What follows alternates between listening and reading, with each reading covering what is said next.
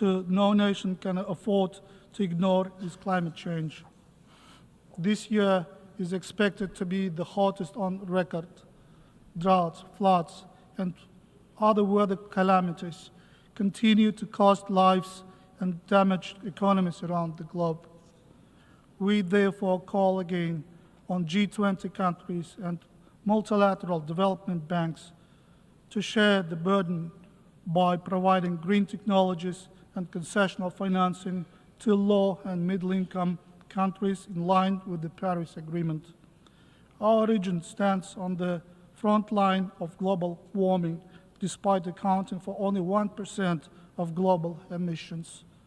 Central Asia will face an above-average 2.5-degree increase in temperatures by 2050. This sober reality has deepened our commitment to addressing climate change. That is why my country will host the Regional Climate Summit in 2026, aimed at further enhancing cooperation among UN members on climate resilience and green transition. One of the consequences of climate change is water scarcity across the world. It undermines food, energy, ecological systems on every continent. 1 in 4 people today lacks access to safe drinking water. And if this trend continues, by 2050, more than 5 billion could suffer water shortages. In Central Asia, by that time, water deficiency will affect 25 to 30% of the population. Meeting this challenge requires both serious political will and resources, including scientific and economic ones.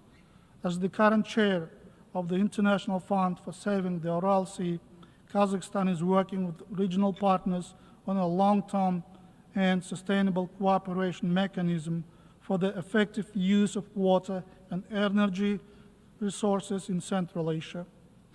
Our approach takes into account the interests of all stakeholders in irrigation, hydropower, and environmental protection. Excellencies, the largest landlocked country, Kazakhstan, actively promotes the interests of all LLDC countries in addressing the multifaceted challenges our group faces.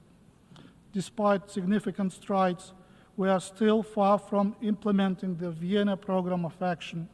We are lagging on critical indicators, particularly the adoption of innovative technologies for trade facilitation and the development of transit and transport corridors. These challenges magnify the vulnerability of LLDC's choke of investments, diminish trade, and escalate the debt burden. Furthermore, our geographical constraints prevent us from integrating fully into global trade and economic processes on an equal footing. We are dedicated to advancing our group's vital interests globally and regionally.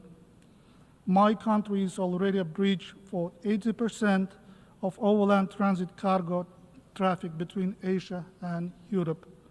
Kazakhstan is committed to strengthening synergies between the Belt and Road Project, the Global Gateway Initiative, and the North-South and Trans-Caspian International Transport Road corridors. Together, we have the unique potential to transform our landlocked status into land-linked connectivity. Excellencies, the Summit of the Future distinctly highlighted digital transformation as the dividing force behind the 2030 agenda. But the true key to this shift is ensuring every nation has equitable access to cutting-edge technologies. The rapid development of AI exacerbates cyber threats and brings new challenges. This includes its potential use in warfare, the consequences for data privacy, the risks of misuse for information wars, deepfakes, and more. Kazakhstan believes the UN can and must play a leading role in this revolutionary field. We urge technologically and digital advanced states to take an active part in developing common ethics and standards to govern AI in the most responsible and peaceful way. The establishment of a UN AI office would be a welcome step in this direction. Excellencies, in the current geopolitical landscape, Central Asia is increasingly asserting itself in global affairs. Our region is not only a crossroad of cultures and economies, but it is also rapidly transforming into a bridge for cooperation between East and West. We adhere to the formula successful Central Asia, successful Kazakhstan. Along with our partners, we are building a more connected and resilient Central Asia through a set of C5+ dialogue platforms. Today, our regional agenda also includes the development of Afghanistan into a stable and predictable state, a reliable trade partner. In this context, the United Nations Regional Center on Sustainable Development for Central Asia and Afghanistan in Almaty will be a game changer for coordinated SDG delivery. We do hope this innovative undertaking will receive broad support from member states. Excellencies, upholding human rights is not merely an aspiration, but one of the key prerequisites of sustainable development. It's also the best antidote against those inequalities that are often the root cause of instability and conflicts. Our national reforms aim to build a just and fair Kazakhstan based on inclusivity, transparency, and the rule of law. My country has abolished the death penalty, instituted a zero-tolerance policy against torture, and strengthened national preventive mechanisms. To reinforce our commitment to the values of life and humanity, Kazakhstan, along with our Central Asian neighbors and Mongolia, is spearheading the initiative to become the first region entirely free of the death penalty. Safeguarding women's rights and ensuring children's safety are top priorities of my president and government. We are advancing the UN Human Rights Council agenda by proposing impactful resolutions focused on child education and combating domestic violence.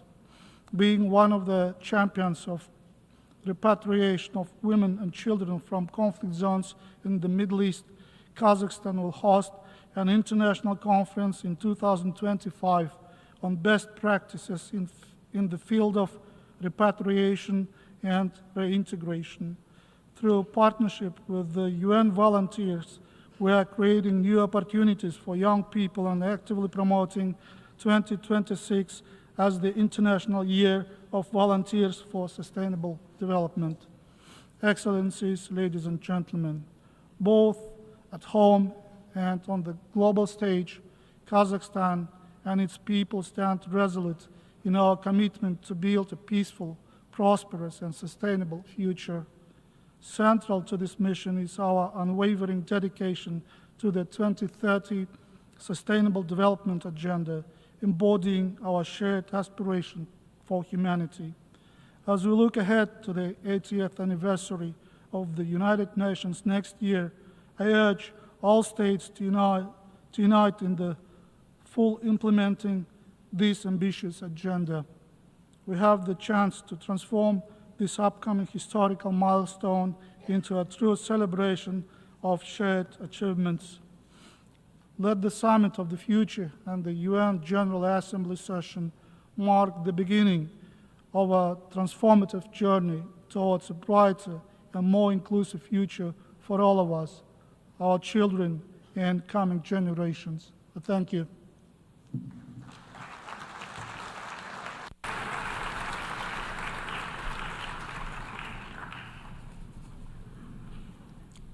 I thank the Deputy Prime Minister and Minister of Foreign Affairs of Kazakhstan.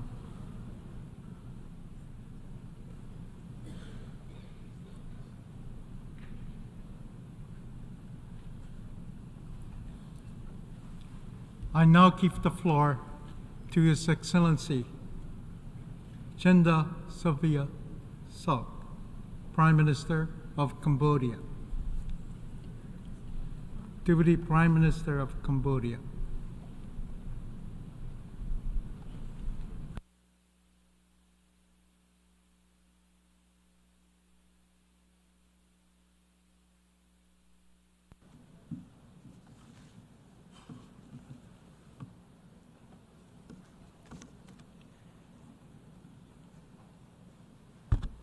Mr. President, Excellencies, distinguished delegates.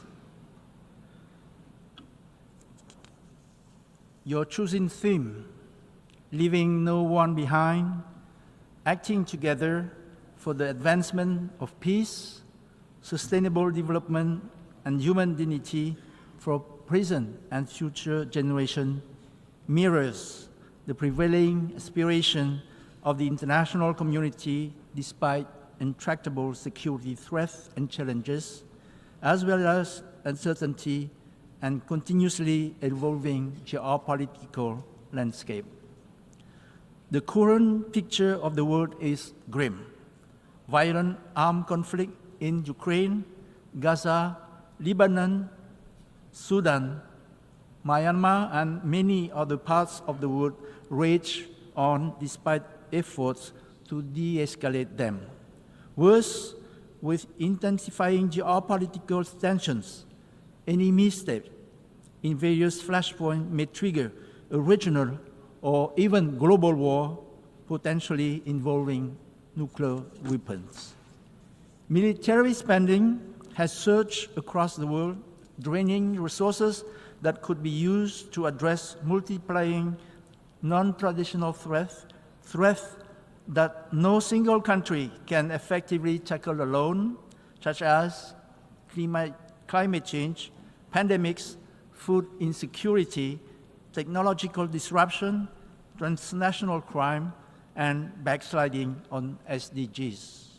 Mr. President, distinguished delegates, Cambodia cannot emphasize enough the urgency for all of us to act together to confront these daunting challenges. It is critical that the principle of the UN Charter and international law remain the backbone of the world order and global cooperation. The use of diplomacy and mediation must be prioritized to resolve conflict and prevent de-escalation. Cambodia believes that sustainable peace can be achieved only through meaningful dialogue based on mutual respect, genuine goodwill, tolerance, and a commitment to peaceful coexistence.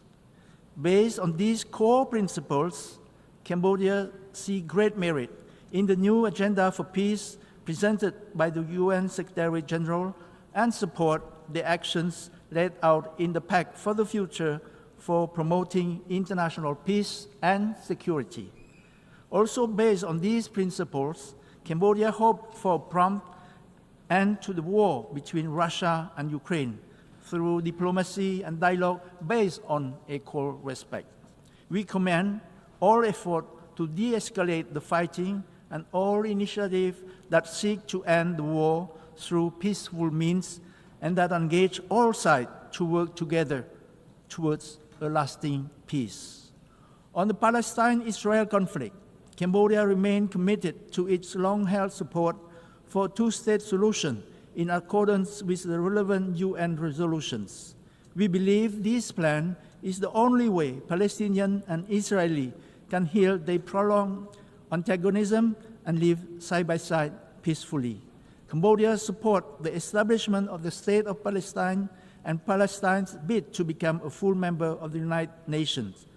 Cambodia condemns all acts of terrorism and calls for dialogue to stop the ongoing war and the ever-worsening humanitarian crisis in Gaza. We are deeply concerned over the prospect of an all-out region-wide war in the Middle East with the latest report on intensifying fighting in Lebanon. The current rapid escalation of war in this region must stop. Members of the international community must insist on all sides to work proactively to seek ways to defuse the very grave situation now. The crisis in Myanmar remains a serious concern to us. Cambodia, along with other ASEAN member states, is committed to the ASEAN 5-point consensus as the basis for peaceful and inclusive solutions. We stress the importance of fostering an environment conducive to dialogue and to ceasefire negotiations. We also emphasize the need for humanitarian relief and for Myanmar-owned and Myanmar-led political process aimed at a lasting peace and reconciliation. ASEAN, on the strength of its diversity, should continue to lead the effort to help Myanmar restore normalcy and the Laos chairmanship. On the other hand, Cambodia welcomes the appointment of UN Secretary General on Myanmar and look forward to her working closely with the ASEAN Chair, own Special Envoy on Myanmar. A final point. Cambodia opposes unilateral coercive measures. They have a detrimental impact on ordinary citizens in targeted nations. Sanctions and economic blockades disproportionately harm the most vulnerable and impede achievement of the Sustainable Development Goals. Mr. President, distinguished delegates, let me touch now on leaving no one behind. Given Cambodia's own dark past, we believe that peace is the key prerequisite for development, especially development that is sustainable and inclusive. Cambodia sees the attainment of sustainable development and human dignity for every individual as an absolute necessity. Cambodia's current long-term development strategy, called the Pentagonal Strategy, aims to build Cambodia into a vibrant and just society that thrives on lasting peace, political stability, good governance, and respect for the rule of law. With economic growth projected to reach 6% in 2024, Cambodia is on track to further reduce poverty to below 10% by 2028. It is also on track again to gain upper middle income status by 2030 and high income status by 2050. How do we get there? First, Cambodia will give top priority to building its human capital to meet the demand of the digital age. We will invest more on, first, quality education, science, and technology. Second, training and technical skill. Third, health and well-being. And fourth, food security and equal social protection with special attention to women, girls, and the marginalized. Second, we will deepen economic diversification by developing key sectors such as transportation and energy, and we will promote new drivers for economic growth and job creation. The construction of the Funan Techo Canal, inaugurated last month, will connect our capital Phnom Penh to the Gulf of Thailand. It will be a game changer for sustainable growth in Cambodia and for improving the livelihood of our people. Third, to enhance efficiency, inclusion, and access to public services, Cambodia will accelerate the development of e-government and of a digital economy and society. I am happy to note our significant advancement in financial inclusion with the introduction of an interoperable digital payment system by the central bank using blockchain technology called Bakong. Fourth, we take a whole of society approach to development that seeks to enhance resilience, sustainability, and inclusion by promoting gender equality, a green and circular economy, and environmental protection. After years on the list of the least developed countries, Cambodia looks forward to its expected graduation by LDC status by 2029. Reaching these milestones will reflect our impressive progress on our journey of revival and development. Mr. President, distinguished delegates. Cambodia values multilateralism, the rule-based international order, the principle enshrined in the UN Charter and international law. These are indispensable for consensus building and mobilizing concerted actions. And we worry that confidence in the fairness and effectiveness of multilateralism is eroding. Conflicts are multiplying. Geopolitical competition is intensifying. Adherence to international regimes is declining on many fronts: arms control, trade, the environment, human rights. In this time, it is time that member states reaffirm their commitment to the global system and rebuild trust in it. The United Nations, with its unparalleled convening power, has long been the driving force in addressing global challenges and promoting cooperation among states. But unprecedented challenges today are testing the limit of this esteemed body. We urgently need to revitalize the UN and make it more robust and more proactive. Cambodia fully supports the Secretary General's reform agenda, including the intergovernmental negotiations on Security Council reform. The UN Security Council needs to be tailored to the 21st century, and to be effective for today's task, its composition must be more fairly representative. As the Secretary General has rightly stated, we can create a future fit for our grandchildren with systems built for our grandparents. Cambodia also fully supports the Secretary General call for bold climate actions. To achieve net zero emission by 2050, as it has pledged it would do, Cambodia has launched many measures, including raising the current 62 renewable energy share to at least 70% by 2030, by promoting reforestation and by providing incentive to green investment projects. Cambodia is actively participate in global climate negotiation, and it's look forward to the upcoming COP29 in Baku, Azerbaijan. Cambodia also fully support the work of the high-level political forum on SDGs held in July and the ECOSOC. We welcome the adoption of the Ministerial Declaration on SDGs. We reaffirm our commitment to the 2030 Agenda. We endorse an effort to bridge the SDG financial gap, reform the global financial system, and strengthen multilateral governance. As all of us together look to the future, it should seem evident that no nation can achieve these ambitious goals alone. Global challenges demand global solutions. Cambodia is committed to strengthening international cooperation, sharing knowledge and best practices, and working collaboratively with our global partners. By acting together, all of us here can create a world where peace, sustainable development, and human dignity are a reality for all our peoples. Cambodia commends the success of the Summit of the Future and reaffirm our steadfast commitment to the letter and the spirit of the Pact for the Future, to international peace and security, to turbocharging SDGs, to modernizing multilateral institutions. Mr. President, distinguished delegates, Cambodia is proud to play a significant role in global peacekeeping.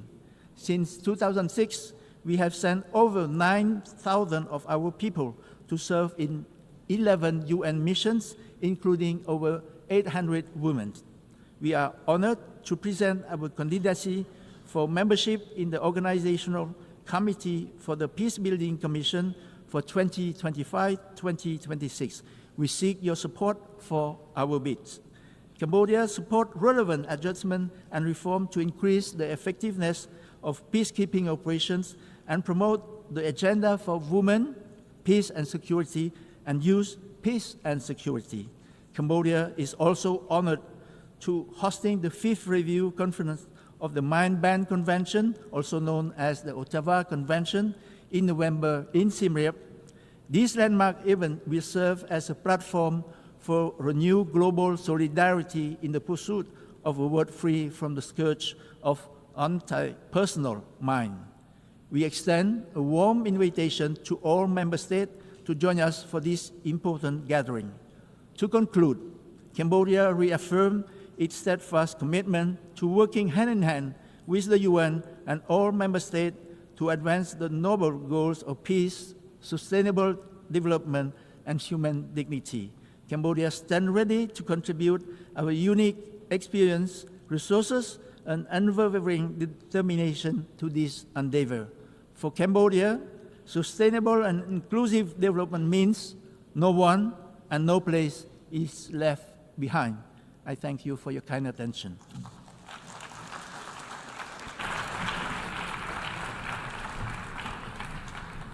I thank the Deputy Prime Minister of Cambodia.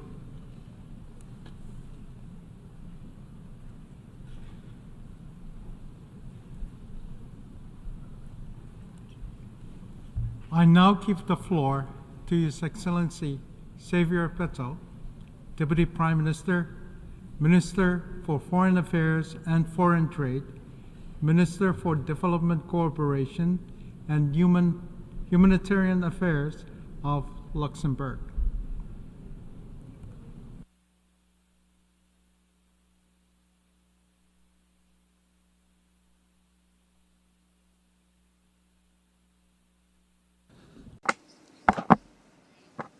Colleagues, it's an honor to be in front of you again, for being able to speak about the situation and how we see the world.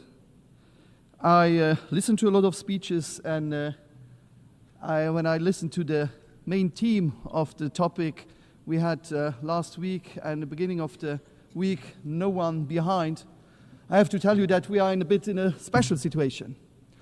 How should you explain to someone in Palestine, in Lebanon, in Kiev, in so many different places around the world, that we want to leave no one behind? That just because of war. How would you explain to some of the countries now that after some national elections, the development and the aid for those more poor countries are cut by saying no one behind? How do you want to say to people waiting outside, demonstrating outside, that we came here together to find solutions about all the troubles that we have nowadays? I can tell you that for them, we are just discussing, but not acting. We are like a very barking dog without teeth, barking all the time, but leaving so many people behind. That's just a not so optimistic introduction, but this is the case how it is today, when I see that for the moment 60 conflicts are existing and about 50 conflicts could start tomorrow. So in total we have about 115 conflicts potentially or existing already. And they go from Congo to Yemen, from Sudan to Myanmar, from Syria to Venezuela, from Haiti to Libya, from Armenia to Azerbaijan could happen tomorrow. So you see, the whole world is, in fact, if you look geographically, in conflict. You have these big conflicts we speak a lot about, but you have also all these little conflicts who are not on our agenda every day, but where people suffer that much also. I have next week a meeting of the French-speaking countries, and as I want to be welcomed, excuse me that I will continue also in French. When I speak of the major conflicts that exist, let me begin with Ukraine. This week we had President Zelensky here, and a lot of you have been to Kyiv. You've been there to support Ukrainian colleagues.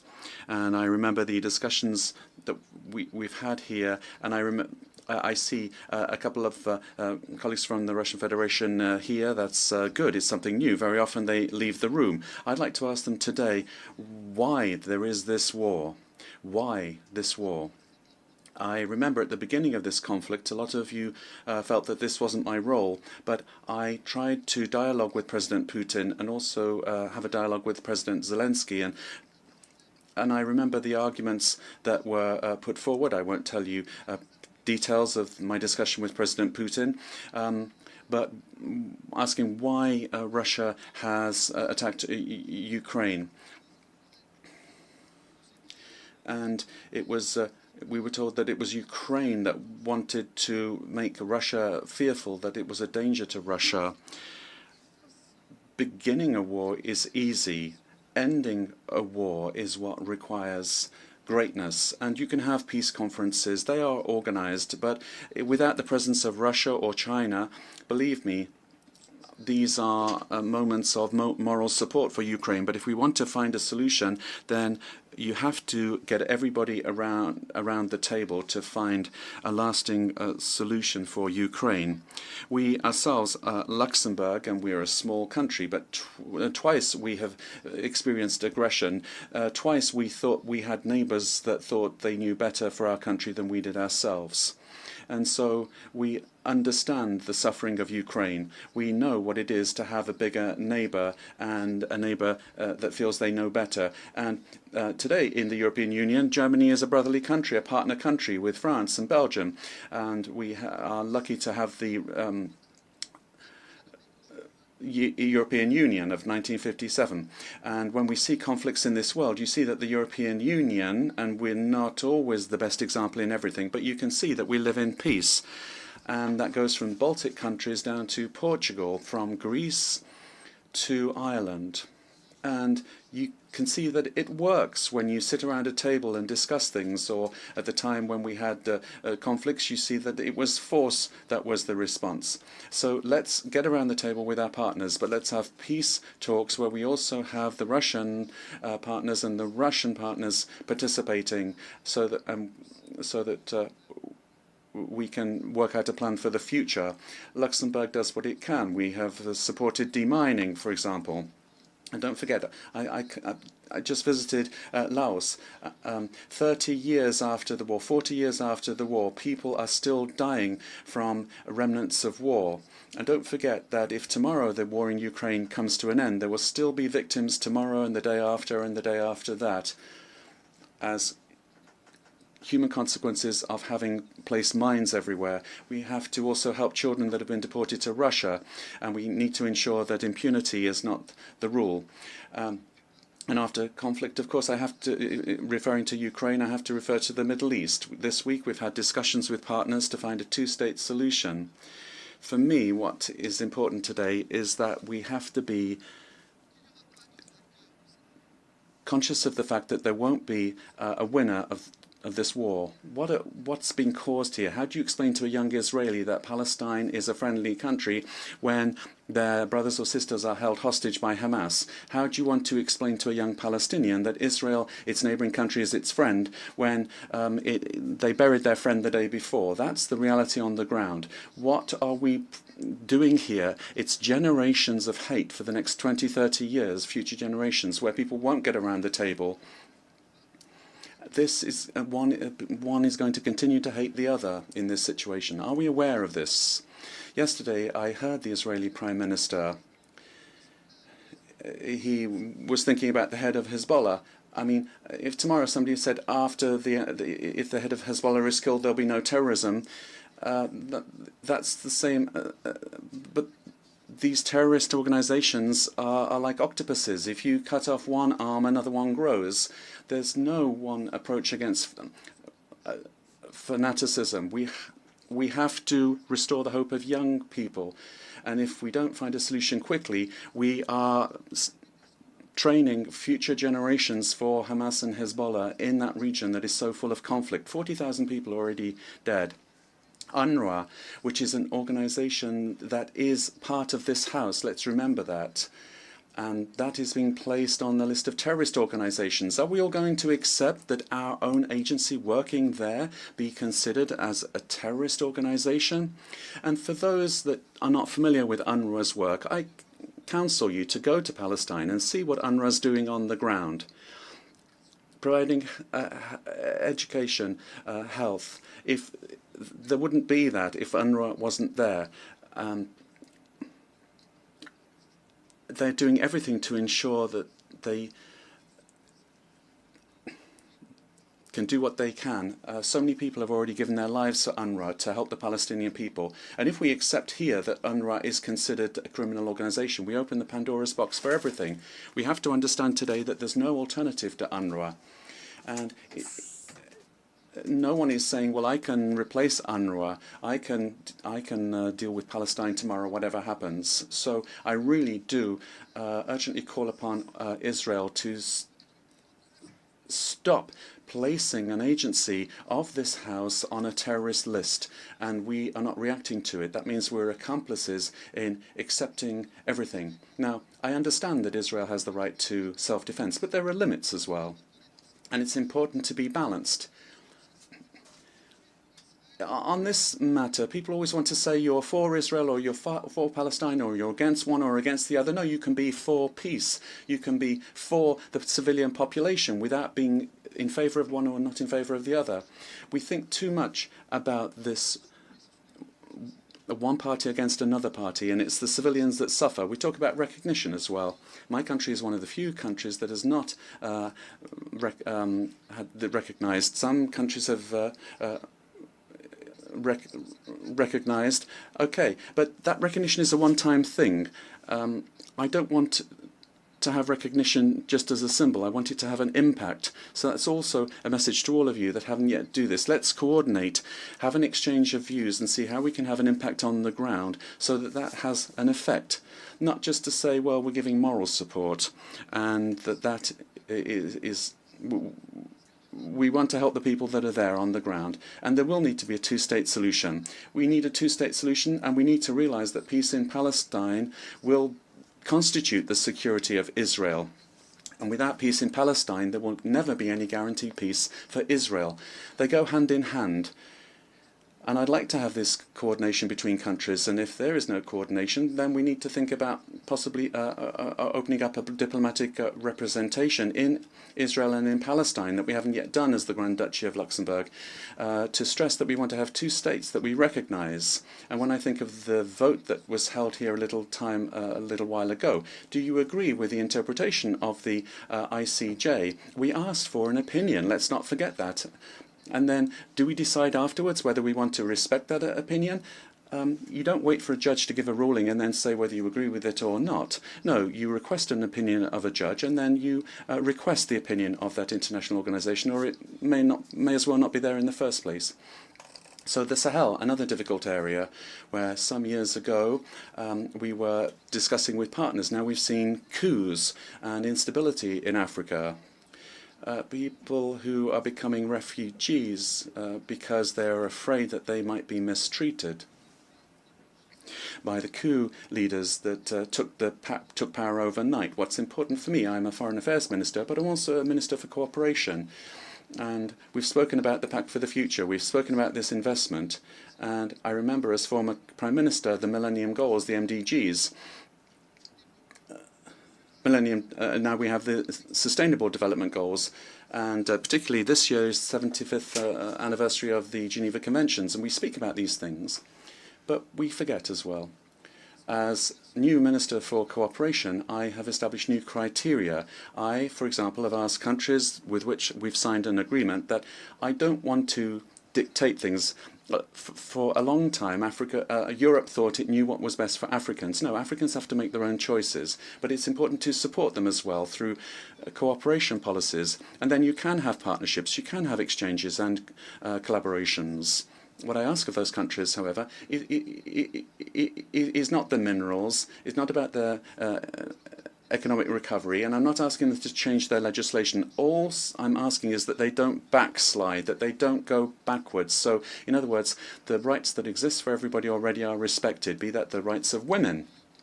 When I think of a country that's a member here where women don't have the right anymore to be educated, do we accept that? No, and I won't shut up about that. I don't accept it. where religions can't be followed in a country? No, I don't accept that. And when we ask that the rights of minorities and gender minorities are respected, as it exists today, and there be no backsliding, I will say something if that's not the case. This week I was at a meeting with a head of state, an African head of state, and I wanted to work with them, and I spoke about these three conditions, this the importance of respecting them. And that head of state told me with regard to sexual minorities that if their population feel that homosexuality is a crime, then they will criminalize it. To be a head of state, Mr. President, is not always to do what the majority wants. It's also to defend the minorities in a country. You can't always follow what some people want against others, to be done against others. In a country of diversity is what makes the wealth of a country. And if tomorrow rights that exist now are withdrawn, that means that I can't have a serene dialogue with that country if they go in that direction. And I regret that very much. And I'm not asking anybody to change their rules on abortion or religion, or to have marriage for everyone, or give rights today that don't exist. But don't backtrack. These are things that we've seen in Europe and elsewhere in the world. So don't make that mistake of going back to a previous world. And the Pact for the Future. And we've got SDG 16, rule of law and justice. I'd like to thank I'm grateful for the discussion that we've had here talking about the rule of law. Now, in the EU even, we have certain countries that see this with rather flexibly. I don't think that's acceptable, and we have had to take action within the European Union against certain countries. But we do have to keep our backbone here when it comes to women's rights and justice. Women's rights, for example, in Luxembourg, we've discussed whether we should give additional money to political parties that place more women on electoral lists. But why give a premium for something that should be normal? We have decided that if somebody doesn't do this, there will be less money. But why should we give more money for doing something that should be normal? No.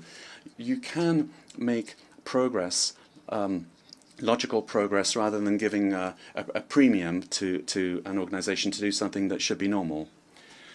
The environment, when I look at the SDGs, we speak about the environment. Well, that seems to be a little bit forgotten. And I mean, we had a lot of demonstrations, Fridays for Future and others, and then the economy seemed to take the upper hand on the environment. And don't forget that some countries might disappear with the environment. I mean, we're surrounded by other big land masses, so we won't, but some islands might risk disappearing. Are we aware that if we don't, it might not be a popular view, but if we don't act, then we will be leaving heritage to future generations that we won't be proud of. There's a COP coming up in Baku, and I think that will be a very important point in time for all of us. And today we have a conflict between them and Armenia, and I hope it will be solved before that COP. Let's do that. Let's commit ourselves to peace in Azerbaijan. Let's show that we can be proud to come to Baku, that we can be proud to have results where everyone will be happy to have gone without having in the back of their minds, is there a risk that tomorrow there might be a conflict between Azerbaijan and Armenia? So let's deal with that. That's really all I can recommend. Then, with regard to this dog that barks but never dies, yes, in Europe we have rules like we do in the UN that date back to the Second World War, the leftovers of the Second World War, with the 5 permanent members and Africa not represented. And in 2024, now we're asking ourselves, well, how can we have a Security Council talking about the world without Africa being represented? That's the first thing. And now we're being told, well, it would be good to have this and that country as a permanent member. I'm not opposed to that, but it's not by enlarging the circle of the privilege that we will become more efficient. If we want to be more effective, we have to ask ourselves the question whether it's normal that a permanent member, through a veto, is able to block a process. No, it's not. I think you have to think about this.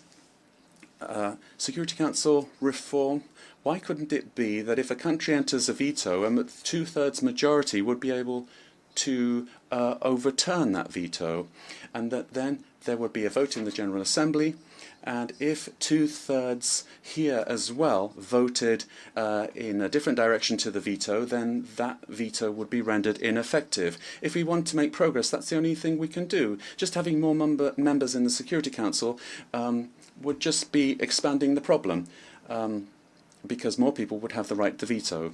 So I conclude here, Mr. President, by saying that being a permanent member of this House is not a privilege, it's a responsibility. And if you look at the time that this was created, it was done by countries that were there to guarantee power. They were the major powers that were there because they were the guarantors of peace. Whereas today, some of them are more troublemakers than anything else, and they prevent us finding peaceful solutions, but which are in everyone's interest. My dream, Mr. President, is to come here one day and address you, being convinced that we can say that in this world, and I said this 3 or 4 years ago in my speech, that in this world, irrespective of where we are and the colour that we might have, the religion that we might follow, our gender, our sexual orientation, how much money my parents had, I have the same chances, the same rights, but also the same obligations. And then I would be proud to be part of an international community. I thank you. I thank the Deputy Prime Minister, Minister for Foreign Affairs and Foreign Trade, Minister for Development Cooperation and Humanitarian Affairs of Luxembourg.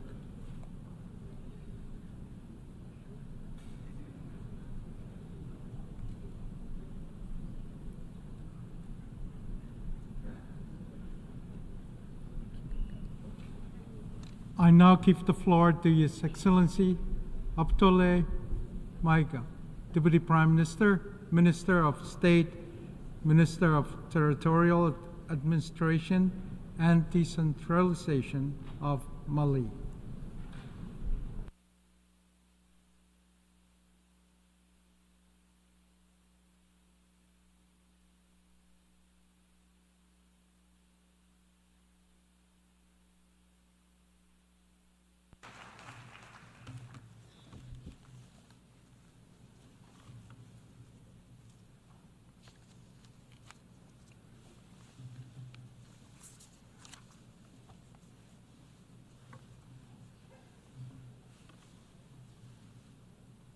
Monsieur le Président de l'Assemblée. Distinguished President of the General Assembly, distinguished heads of state and government, Secretary General of the United Nations, ladies and gentlemen, at the outset, I'd like to convey the warm greetings of His Excellency Colonel Assimi Goïta, President of the Transition, Head of State of Mali, and those of the government and people of Mali. Mr. President, I'd like to also warmly congratulate you on behalf of the Malian delegation on your brilliant election to the presidency of the 79th session of the General Assembly. Your beautiful country, Cameroon, an African country that is our brother and friend, enjoys excellent relations with my country. You can count on the full support of Mali as you fulfill your mandate successfully. Here I also congratulate your predecessor, Ambassador Dennis Francis of Trinidad and Tobago, for his outstanding leadership of the work of the 78th session of the General Assembly. And lastly, allow me to reiterate to the Secretary General of the UN, Mr. Antonio Guterres, our encouragement to continue his efforts to achieve the noble goals of our common organization. Mr. President, on June 26, 1945, by signing the UN Charter in San Francisco, the peoples of the world pledged resolutely, I quote, to protect future generations from the scourge of war, which twice in one human lifetime inflicted unthinkable suffering upon humanity, end quote. Today, we have the opportunity to discuss the following theme: leaving no one behind, acting together to promote peace, sustainable development, and human dignity for our present and future generations. The choice of this theme, 79 years after the signing of the UN Charter, is it a simple coincidence or the outcome of a certain mindset? We don't know. However, we must note, unfortunately, that the question of preserving generations is still a keenly relevant one. Not only future generations, but also our own generation. Is this a failure of the UN? It is certain that an objective assessment with realistic recommendations regarding our collective system would be key for our future. Mr. President, Mali commends the relevance of this theme, which is one of pressing importance. It is true that tensions and wars currently underway continue to jeopardize international peace and security, development, and the fundamental rights of populations. This comment comes from a country that since 2012 has been experiencing multifaceted and complex crisis that has led to the loss of more than half its territory and caused many innocent victims through an incestuous and opportunistic association of terrorist groups and armed groups. Mr. President, the drama in Mali dates back to the allegiance between the Salafist group for call and combat of Al-Qaeda to the GSPC, Algerian GSPC on September 11, 2006, exacerbated by the intervention of NATO in Libya in 2011, a reckless intervention. The destabilization of this country, this brotherly country, has exacerbated insecurity in our country through terrorism, all kinds of trafficking, laundering of capital, and community conflicts manipulated by terrorists and their foreign state sponsors, as well as the violent actions of certain individuals. For their part, the Malian authorities, having noted and witnessed the failure of international forces present on their territory since 2013, decided to take their fate back into their own hands. And since June 7th, 2021, after the swearing-in of His Excellency Colonel Assimi Goïta, President of the Transition and Head of State, a vast campaign was launched to equip and reorganize the defense and security forces associated with a Malian transformation project. The National Refoundation Conference was launched in December 2021. It allowed Malians to engage in an exhaustive diagnosis of the causes of the crisis, followed by the adoption of 517 relevant recommendations. In this vein, and after having experienced insecurity caused by the circumstances, we took stock of what was happening in Mali, and it was frightening. Mali was battered, humiliated, looted and pillaged, abandoned, left high and dry, stabbed in the back. I could go on with these expressions to describe the suffering experienced by the people and the Malian defense and security forces. Based on this experience, knowing that the danger to Mali resulted from these circumstances, His Excellency Colonel Assimi Goïta, President of the Transition and Head of State of Mali, laid forth a realistic vision of the geopolitical situation using a popular Bambara proverb, which I here loosely translate. The delectable sauce on one man's table comes from the theft of another man's cattle, end quote. Thomas Hobbes, describing the state of nature in a similar manner, stated that man is the wolf of man. Thanks to this proverb, these proverbs about gastronomic and hunting references, the head of state described the ruthless reality of international relations, and especially the role of Africa, the looting of the raw commodities of which serve the development of others and not Africans, for the most part. In addition to this vision, the head of state instructed or called on Malians, as part of the refoundation, to become themselves again. The head of state, on April 23, 2024, launched the National Program for Education on Values, which aims at a return to our origins, without which it would be difficult to imagine a bright future for our country in its legitimate quest for sovereignty. This call to become ourselves again has to do with the question of who we are. The immediate response to this question was provided by the slogan of Mali: one people, a great family and cosmopolitan nation, one goal to amplify diversity in unity, united for a common good, one faith, the faith that God has given us as a resource to bring about prosperity. To better define what it means to be Malian, Professor Ibrahim Ndiaye, expert within the Committee on the Implementation of the National Program for Education on Values, stated that Malians are characterized on one hand by 5 cardinal values: humanity, empathy, the obligation to transmit human values to future generations, the sense of honor, accepting differences and otherness on the social, human, and cultural fronts. And on the other hand, 5 inviolable principles that have to do with the country itself. That is, an indivisible, inalienable Mali, a Mali that's not for sale, a Mali that's no one's property, an imperishable Mali. Mr. President, by being themselves, Malians have forged a third path.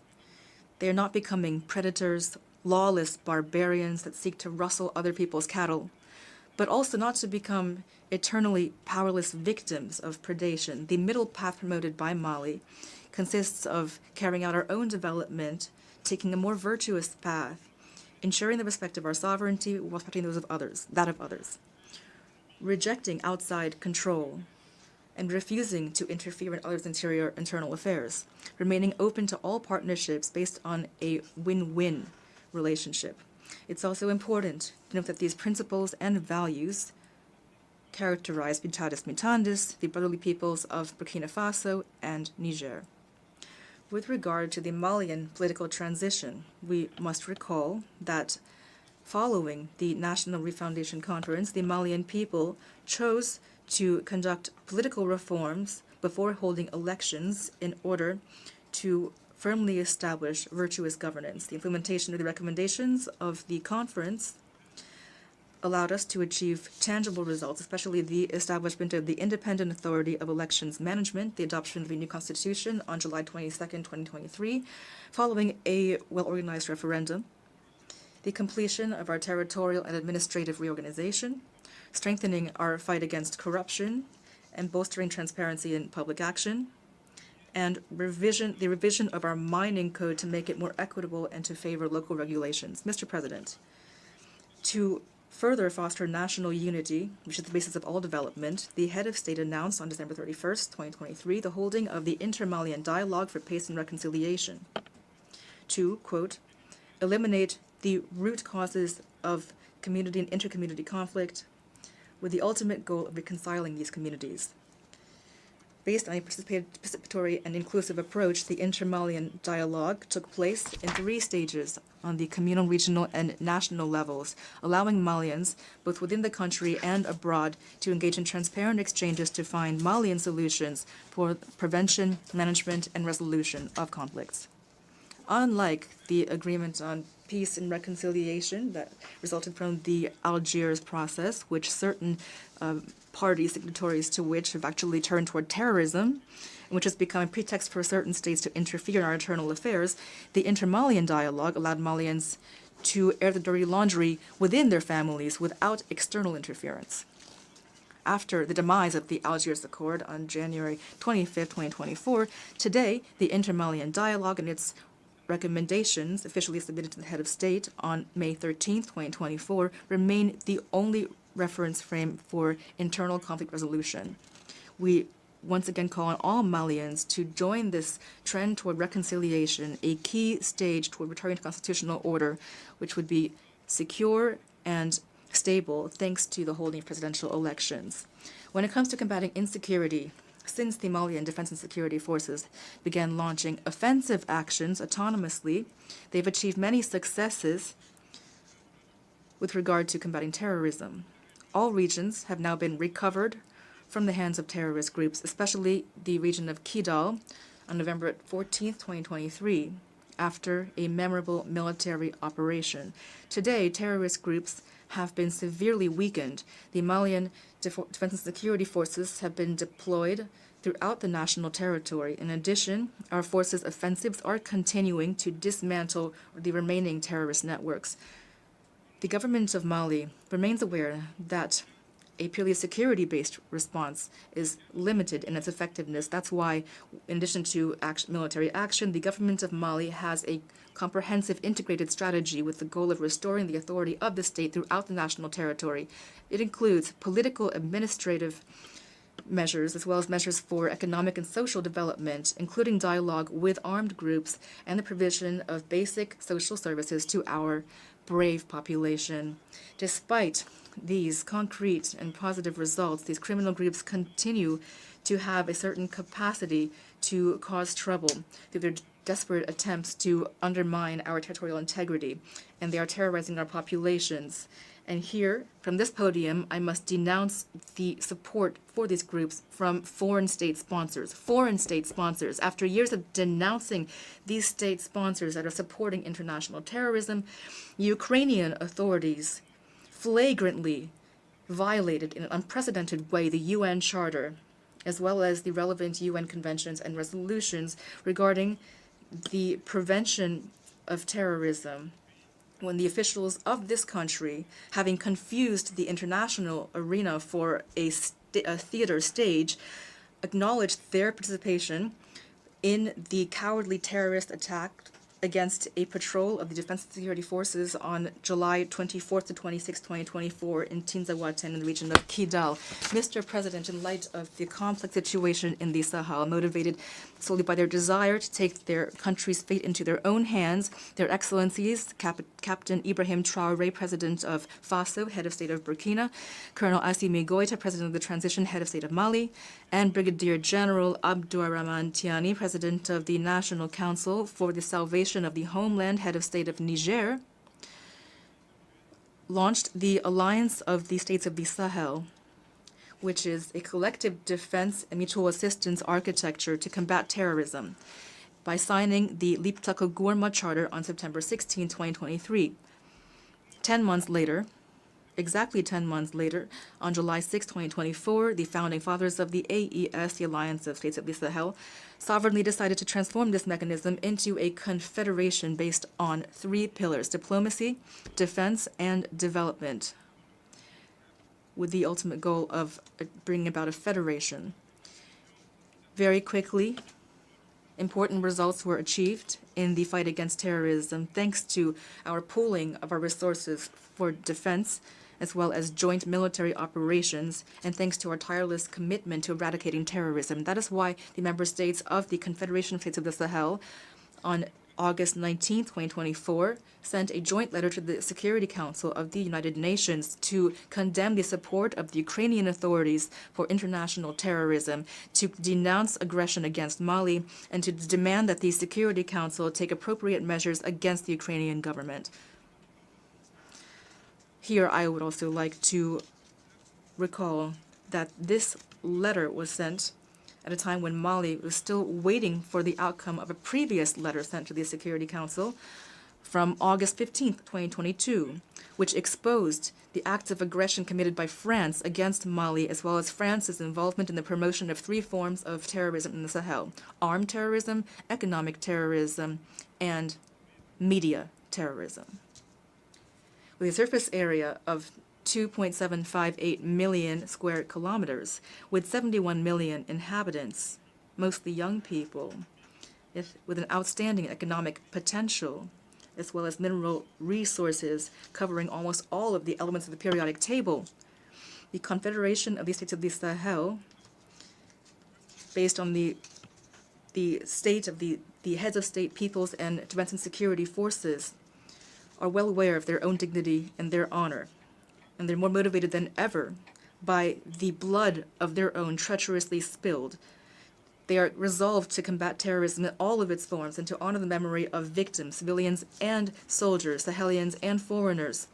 They are determined to defend their territorial integrity and to ensure their prosperity in a peaceful manner, as laid out in the preamble of the Liptako-Gourma Charter, which refers to various international organizations, including ECOWAS, and to universal values. As for the lords of war and chaos, with the assistance of God, we will triumph again and always over your sinister and diabolical schemes. Strangely, since the creation of the AES, we've been surprised by the fierce hostility it has encountered, especially from certain officials of ECOWAS who are acting on the orders of imperialist and neocolonial entities. The rest of history is well known. Amadou Hampâté Bâ said, I quote, "If you try too hard to get rid of a pesky frog, it will end up settling in your own pond," end quote. The Confederation of States of the Sahel is open to all investors as long as the partnership benefits the populations of the Sahel and as long as it respects the sovereignty of states. Mr. President, here I would like to commend the relations of cooperation which are exemplary and productive between Mali and Russia, China, Turkey, Iran, and many other of our true allies. Mali remains open to all partners that wish to help it address its many challenges. In this regard, I reaffirm that the government of Mali remains willing to pursue and bolster its cooperation with the UN, especially through its agencies, funds, and programs with which we enjoy excellent cooperation relations. Here as well, we would like to commend and recognize the wisdom of His Excellency, the President Abdelmajid Tebboune, President of the Republic, the Democratic People's Republic of Algeria. On August 29, 2024, during a visit to the south of Algeria, you had said that Libya, Niger, and Mali were brotherly nations which you supported and would never harm. The Malian people were not surprised by these remarks, which eloquently demonstrated your Pan-Africanism, like that of your celebrated predecessors, including late President Abdel Aziz Bouteflika, affectuously nicknamed Abdelkader Mali.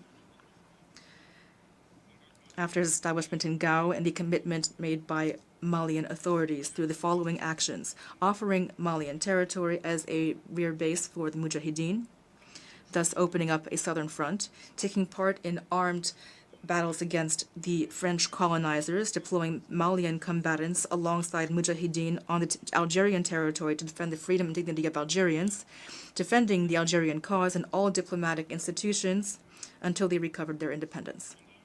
However, it is our duty to call to your noble attention the incongruous remarks made by two of your colleagues, which go against your wish to promote harmonious relations with your neighbors, including Mali. On July 31st, 2024, the Algerian Minister of Foreign Affairs declared that the Malian crisis did not need a military solution. He said this is a conflict between brothers. The solution must be political. With regard to the Algiers Accord, he stated that it was beneficial to Mali and had protected the sovereignty and territorial integrity of Mali. Deviating from this accord, therefore, would have a negative impact on all of its achievements, he said. In addition, on August 26, 2024, your permanent representative to the UN declared, I quote, "This morning I learned from media reports that a drone carried out a strike in the north of Mali, killing about 20 civilians. Those who were operating this drone can be held accountable to no one," end quote. If you look at those first remarks, you can see major interference in the internal affairs of Mali. The nature of the solution used by the Malian authorities concerns only the Malians themselves. Since the demise of the Algiers Agreement on January 25th, 2024, Malians have only one wish regarding its fate, that it rest in peace.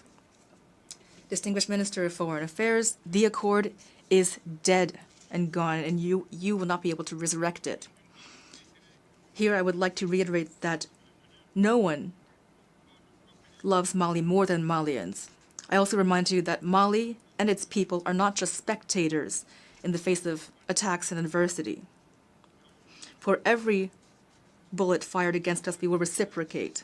For every word employed against us, we will reciprocate. Don't say we didn't warn you.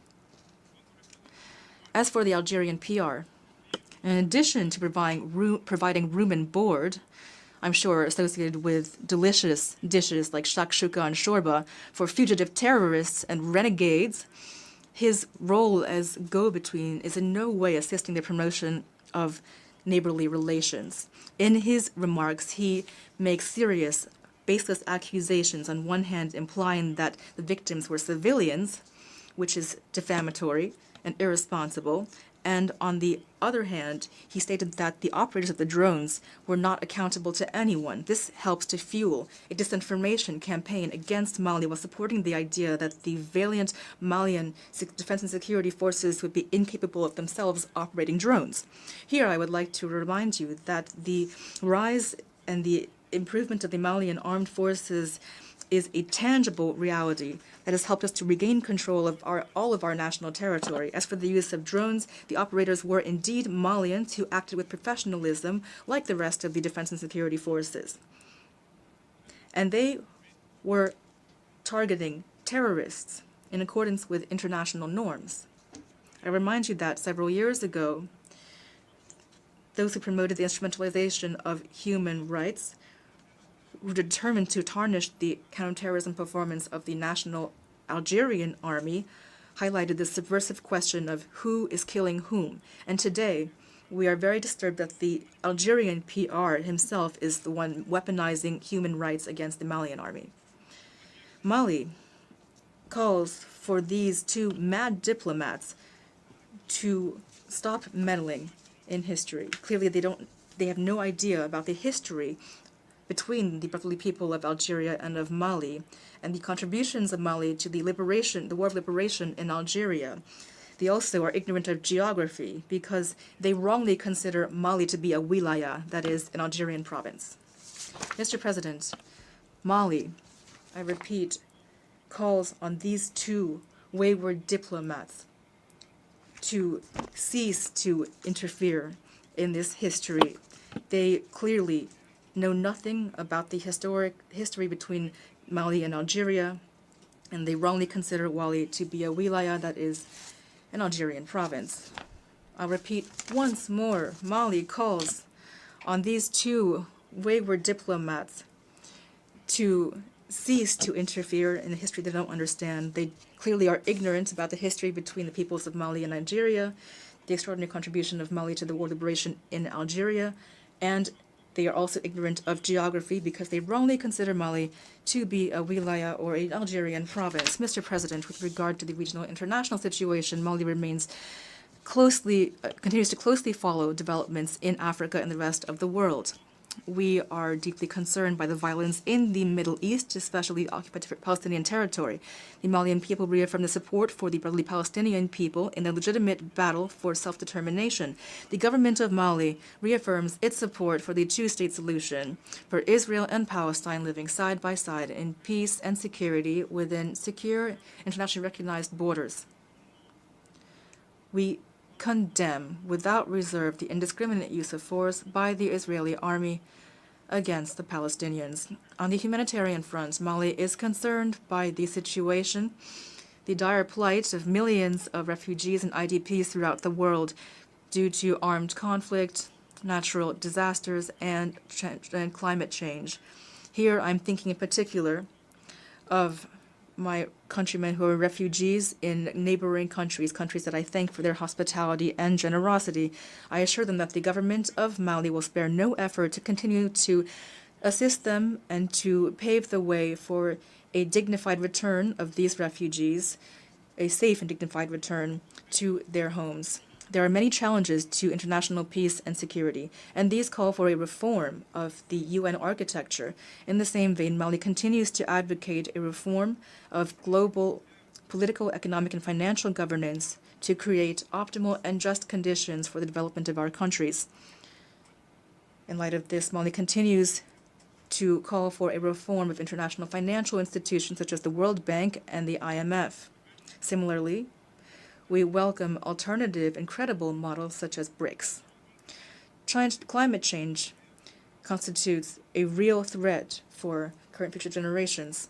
We must have the courage to leave behind dogmatism and narrow, self-serving interests with regard to this issue. The time has come to effectively implement the decisions of our summits and of our COPs. The countries that caused climate change must shoulder their full responsibility, including by supporting the efforts of countries of the South to engage in eco-friendly development. Mr. President, in closing, I would like to observe that this 79th session of the General Assembly is taking place in a context marked by massive challenges for our states and for our multilateral institutions. International peace and security have never been in such danger since the two world wars, including in danger from international terrorism and violent extremism. In this context, it is difficult to attain the SDGs by 2030 when it comes to education, healthcare, access to drinking water, energy, and justice. However, despite these obstacles, Mali remains ready to fully play its role in the implementation of its national and international commitments while continuing to hope in the future. May God bless Mali and preserve Malians from obscurantist and destructive forces throughout the world. May God bless the Confederation of States of the Sahel and protect the populations of the Sahel from obscurantist destructive forces throughout the world. May God bless Africa and protect Africans from obscurantist and destructive forces throughout the world. May God bless the world and protect all of humanity from obscurantist and destructive forces in the world. Thank you for your very kind attention. I thank the Deputy Prime Minister, Minister of State, Minister of Territorial Administration and Decentralization of Mali.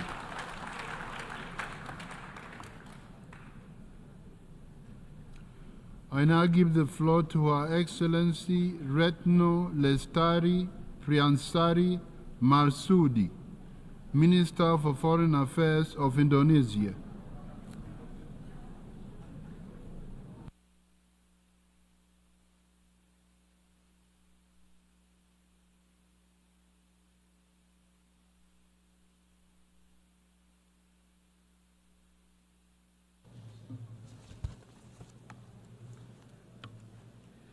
Bismillahirrahmanirrahim.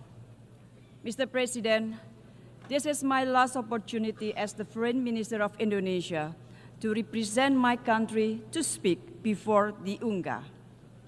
A decade of so many challenges, but at the same time, a decade of Indonesia's many contributions in addressing global issues. One of them is Palestine.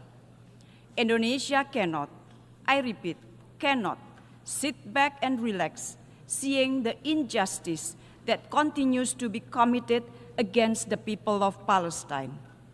Indonesia is and will always stand with the people of Palestine to attain their right to have an independent state of Palestine. As I speak now, more than 41,000 people in Gaza have been killed. Situation in West Bank, Lebanon are deteriorating. Is that not enough? Is that not enough? Will the Security Council only take action to stop Israel atrocities when all Palestinians are displaced? Or when 100,000 Palestinians are killed? Or when a regional armed conflict breaks out? That will be too late. PM Netanyahu yesterday mentioned, and I quote, that Israel seeks peace, that Israel yearns for peace. Really? How are we supposed to believe that statement? Yesterday, while he was here, Israel conducted unprecedented massive air attack on Beirut. PM Netanyahu wants the war to continue. We must stop that. I repeat, we must stop that. We must pressure Israel to come back to a political solution for two-state solution. Mr. President, the overwhelming majority of the UN members strongly support the two-state solution, and this is the right time to walk the talk. Recognizing the state of Palestine is the least that we can do now to give Palestinians equal footing on the world states and to exert pressure to Israel to stop their atrocities. Therefore, I urge countries that have yet to recognize the state of Palestine to do so now. If each of us does it, for sure it will give impact. The recognition of Palestine today is an investment that will yield a more peaceful, just, and human world tomorrow. Once again, Indonesia urged the permanent members of the Security Council to concretely act to immediately stop Israel from blatantly violating international law and to end Israel impunity. The mandate of the Security Council is to maintain peace, to create peace, not to maintain and prolong wars, or even worse, to support the perpetrator of atrocities. Inaction means complicity. Colleagues, wherever Indonesia goes, we carry the voices of the global South. Indonesia started this commitment in 1955 when Indonesia hosted the Asia-Africa Conference in Bandung, Indonesia. The Bandung spirit of equality, cooperation, and solidarity will always be alive to inspire the global South to gain their rights, including their rights to development. That is the spirit that we need if we want to have a global leadership where moral virtues are the compass of our business. Do not bury the principle of the UN Charter and international law under the rubble of double standard, trust deficit, and zero-sum game. Mr. President, Excellencies, against these global challenges, Indonesia continues to be part of the solution. By embodying this commitment, Indonesia presidency in 2022 managed to prevent the G20 from collapsing, despite deep geopolitical division. During the global pandemic, we led the establishment of the Pandemic Fund and co-chaired the COVAX AMC Engagement Group to ensure equitable access to vaccine and financial resources, and to safeguard health security for all, especially for the Global South.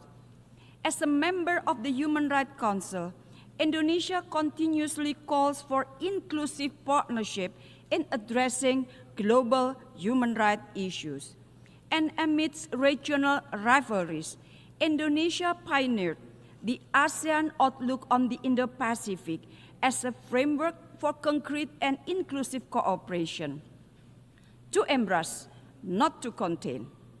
We have demonstrated that global leadership will never be attained through force, domination, and fear.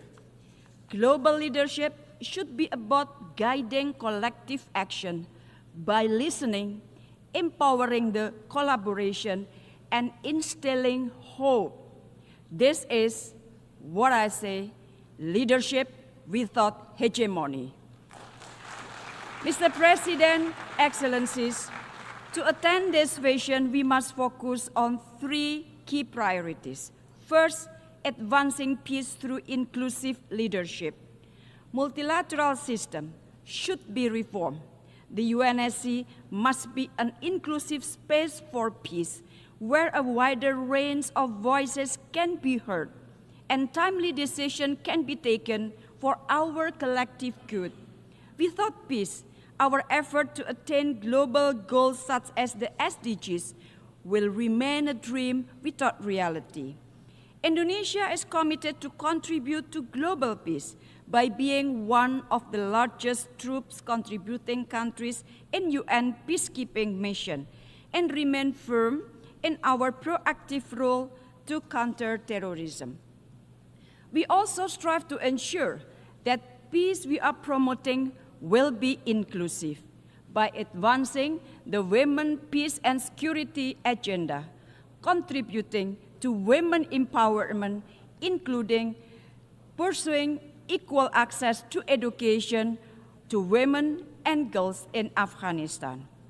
Investing in women is investing in peace. Empowering women is empowering prosperity for all. Second, ensure a resilient future for shared prosperity. Indonesia believes in a future where all nations thrive no matter how big or small. But the global pandemic and impact of climate change has shown us all that to prosper together, we must work together. Therefore, the implementation of the Pact for the Future is important to accelerate the achievement of the SDGs and scale up partnership and sustainable development even beyond 2030. At the same time, geopolitical tensions have also significantly impacted global supply chain, affected the development trajectory of the Global South, many of whom remain unable to freely exercise their right to development. In this context, Indonesia has taken proactive steps. Earlier this month, Indonesia held the second Indonesia-Africa Forum to enhance cooperation in international supply chains and connectivity and build collaboration in preparing for the future challenges. Indonesia also hosted the 10th World Water Forum, I repeat, the 10th World Water Forum this year. We believe that water is a crucial element for shared prosperity. And third, building bridges to foster global collaboration. Colleagues, a winner takes all, and take it or leave it mentality should no longer exist when collaboration is the only antidote in addressing the global challenges of today.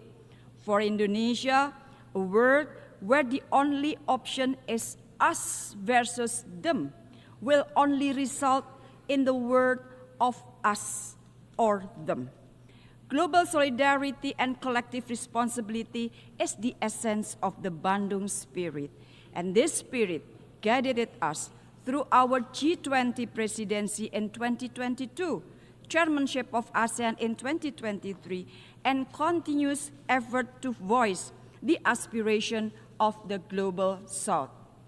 Indonesia envisions a world where nations collaborate together to address shared challenges, uphold international law, and protect human rights and dignity of all people.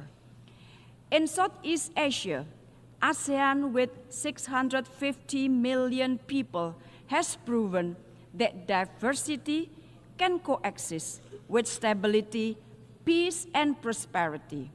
Indonesia also continues to work with ASEAN to restore peace and stability in Myanmar through implementation of the ASEAN 5-point of consensus and to enable the safe and dignified return of the Rohingya people.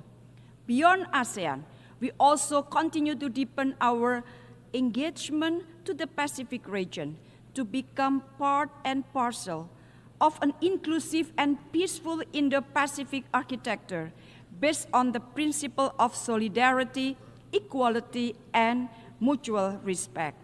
Mr. President, colleagues, peace, justice, and humanity will always be at the core of Indonesia's foreign policy. Indonesia understands that the global leadership is not something that inherited, nor does it fall from the sky.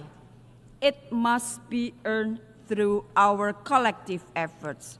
Rest assured that Indonesia's commitment toward common peace, common prosperity, common security will be carried out forward across Indonesia's successive administration. It is in this spirit that I'm proud to announce Indonesia's candidature for a non-permanent seat of the United Nations Security Council for 2029-2030.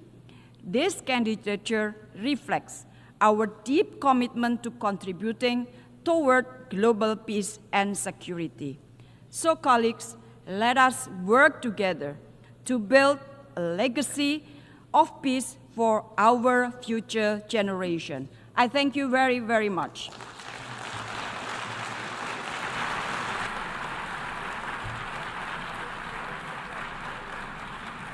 I thank the Minister for Foreign Affairs of Indonesia.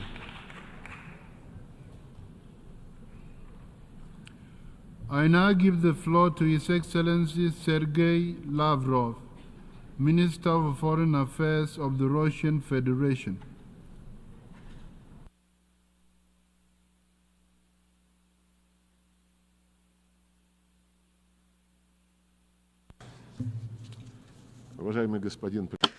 Distinguished Mr. President, ladies and gentlemen, a few days ago, within this building, the forum entitled The Summit of the Future took place. Russia showed understanding to the Secretary-General's idea to convene that summit, since the crisis of our organization is growing worse and something needs to be done about that. And we were involved honestly in the preparations for the summit, although quite frankly we didn't have any particular illusions about it.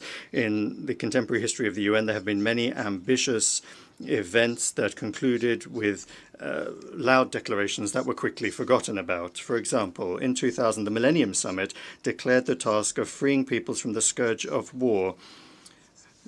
Just 2 years after that, the USA, at the head of the Coalition of the Willing, under the laughable pretext, without a mandate from the UN Security Council, invaded Iraq, a country which has still not been able to recover from the destructive consequences of that escapade. In 2005, the UN World Summit declared a commitment to establishing a just peace in accordance with the principles and purposes of the UN Charter. This sacred obligation certainly didn't stop the USA and their allies from getting the then leader of Georgia, Mikhail Saakashvili, in 2008 to unleash an armed aggression against the people of South Ossetia and Russian peacekeepers. And a further 3 years after that, NATO organized the military intervention in Libya, destroying its statehood and undermining the stability of neighboring countries. In 2015, the UN Summit on Sustainable Development adopted grandiose plans to combat poverty and inequality, but they turned out to be empty promises in light of the reluctance of the countries of the West to refrain from their neo-colonial practices of mining the wealth of the entire world for their benefit. Just look at the statistics of the promises that were kept in terms of financing the development of the countries of the Global South and the transfer of environmentally friendly technologies. Just like Kofi Annan and Ban Ki-moon in the past, the current Secretary-General advanced his own initiative under the slogan of rebooting global cooperation. It's an excellent slogan. Who could be opposed to that? But what global cooperation can we really talk about at a time when the West has trampled all of these unshakable values of globalization that they've been telling us about for so many years from this rostrum, trying to convince us that they would ensure equal access for everyone to the goods of contemporary civilization? Where is the inviolability of property, the presumption of innocence, freedom of speech, access to information, fair competition on markets with understandable and unchanging rules? The Secretary-General is talking about global cooperation at the same time as the countries of the West have unleashed a veritable sanctions war against a good half, if not the majority, of states in the world. And the dollar, which was advertised to us as the heritage and good of all of humanity, has been grossly transformed into a weapon.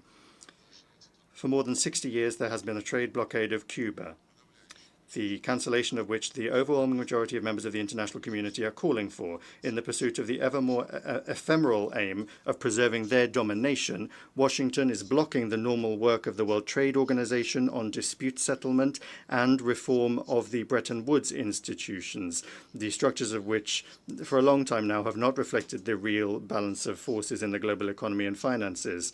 The West also wants to transform the UN into a tool for advancing its mercantile plans. As was shown by the Summit of the Future, there are more and more attempts to erode the intergovernmental nature of the organization. Long necessary changes in the staffing of the Secretariat are being held back. Key posts in the Secretariat are now essentially occupied and handed down to representatives of the Western minority.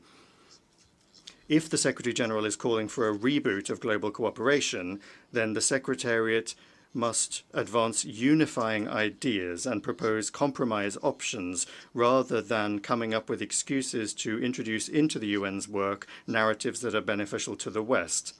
Breathing new life into the UN, it's not too late to do that. But in order to do that, we can't have unrealistic summits and declarations. Rather, it must be done through rebuilding confidence and trust on the basis of the Charter principle of